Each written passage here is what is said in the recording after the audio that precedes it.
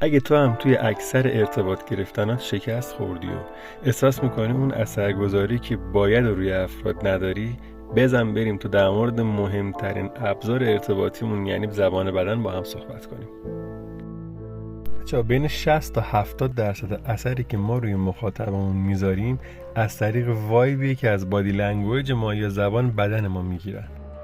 دلیلش هم واضح و منطقیه بچه‌ها، چون ما زمانی که داریم از نزدیک با افراد صحبت میکنیم که قدرت ذهن‌خوانی افراد رو نداریم.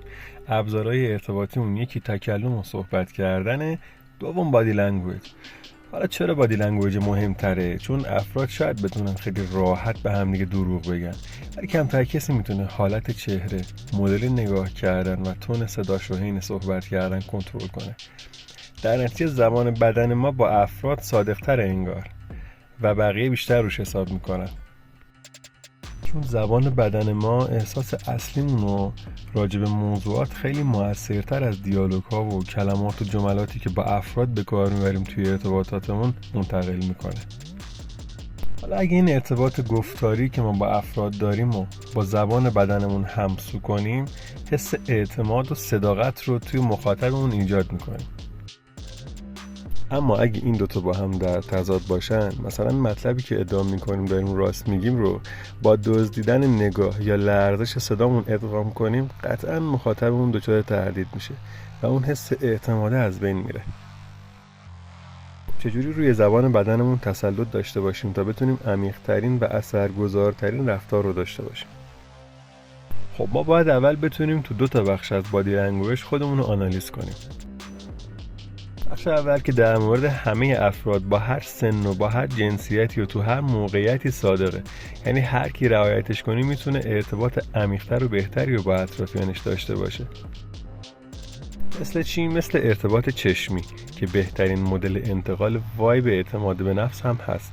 مثل قوز نکردن، محکم دست دادن، صدای واضح و رسا و در عین حال شمرده صحبت کردن.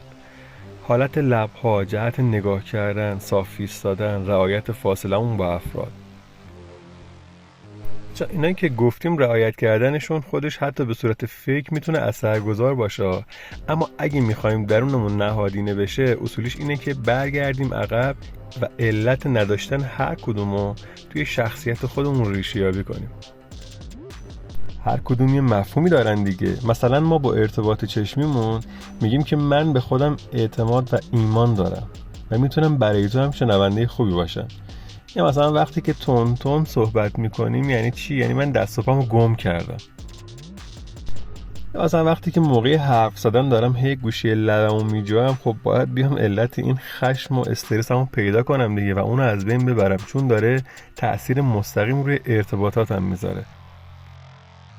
خب حالا توی بخش دوم بادی لنگویجمون بچه‌ها، وقتش رسیده که توی شرایط مختلف و توی مواجهه با افراد مختلف، بستگی به جنسیتی که داریم و بستگی به سن و موقعیتی که داریم، اونو در نظر بگیریم و آنالیزش کنیم.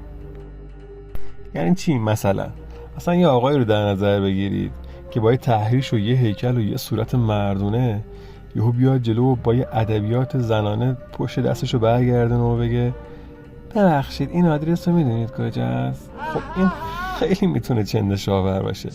و مثلا اگه خانم هستید یا مثلا بیاید و همونطور که توی مجموعتون با زیر دستاتون جدی و خشک و رسمی صحبت میکنید با پارتنرتون هم صحبت کنید.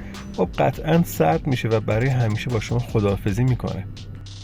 چرا بادی لنگویج به قدری مهمه که یکی از فاکتورهای مهم جذابیت هم به حساب میاد.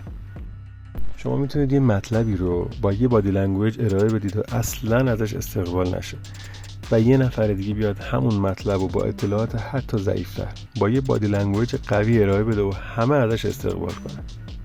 با من همراه باش تا بقیه فاکتورهای ارتباطی و جذابیت رو با هم یه مروری بکنیم.